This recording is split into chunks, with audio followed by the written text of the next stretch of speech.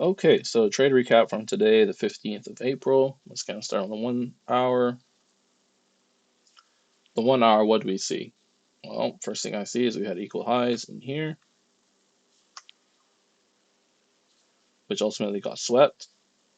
We have these equal highs, swept them. From there, we're looking to go short at some point. Whether that's us trading the reaction of the short or actually going short long term and taking out all these equal lows, I was looking to go short, or we should be looking to go short. So cut on to the 15-minute. What do we see? See the price had that massive expanse up. We see that we're failing to close above.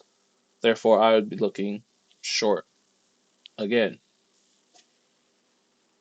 15 minute, 5 minute. What do we have? We have our last push up and we have our push down. Now we're starting to get some form of reaction from that. Now, there are a couple things here with this reaction. What are we reacting to? Well, there are two things that we have to look at.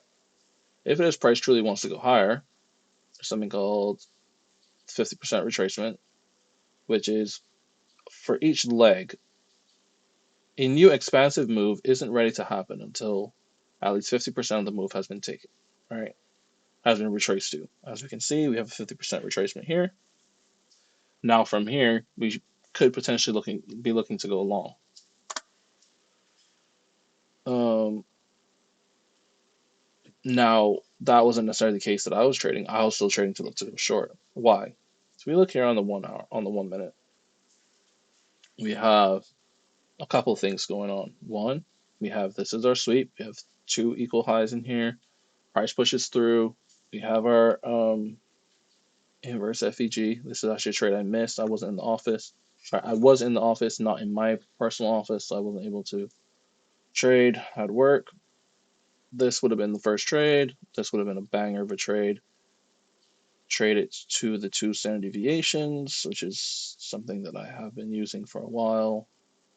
On manipulation legs, standard deviations. There we go. Trade that down to the two, and that would have been our first trade. Oh no, sorry. Whoops, down here. This would have been my entry. That would have been our first trade. 3R. Cool. Fine. So from there, I'm thinking, okay, we've done that. Now we've come to the two standard deviations. So really and truly, that trade is over unless we can get another form of manipulation. If we look at price, we have high puts in a higher low, which indicates, okay, this is now going to be used as liquidity, which is what happened. We had price come up, sweep the high, sweep the high, did not close above the high. And from us not closing above the high, it indicated to me, okay, we probably want to go lower now. This is clearly another manipulation for us to look to push to go lower. That's how I was thinking at the time. So in that, I see that we have two FVGs. I combine them as one. I said, all right, once we close below, I'm going to enter. As you can see, my entry was a little bad. My entry's a little bit lower down here, like so. But I knew my break-even point was right here. So I was like, okay, price only has to come down to my break-even point, which it did. Stops moved to break-even, and then immediately we pretty much um, tapped me out. And I was again looking at that two standard deviations for price move because this was the push. That set liquidity. We have our inverse fair value gap. Price came into the inverse, pushed lower. This would have been my first target. Ultimately, that would have been my second target. But yeah, so those are my two trade recaps. Break even again. You can see it here. Yeah, even.